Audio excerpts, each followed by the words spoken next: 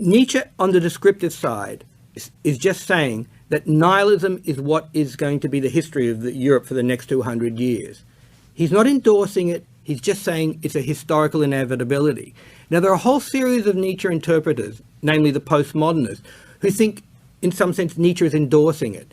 They agree with Nietzsche on the descriptive side. They say, look, we moderns, we've lost the idea of external authority. Lyotard, a very famous postmodernist philosopher who wrote this famous book called The Postmodern Condition, says postmodernism is an incredulity towards all meta-narratives.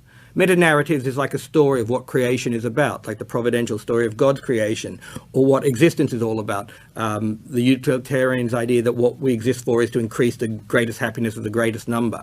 Okay, so Lyotard says we become completely skeptical of all those stories.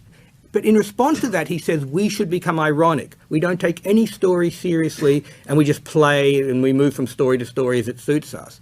Now, in fact, that is a deep form of nihilism, no ultimate values.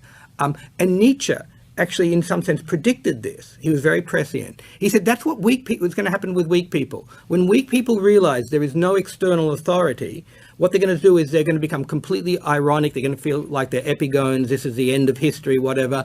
And there's no story we need to take seriously. And Nietzsche did not endorse that. That is the difference between him and the postmoderns. The postmoderns seem kind of happy that there's no ultimate authority, and they say we shouldn't give any authority to anything. Whereas Nietzsche says, look, those people who are strong enough, those people will be able to create their own values. And that's the challenge he puts out to us moderns. He says, look, once you've realized that there are no external authorities, you'll go through this period of nihilism, you'll say there are no ultimate values, but those of you who are strong enough will be able to create your own ultimate values.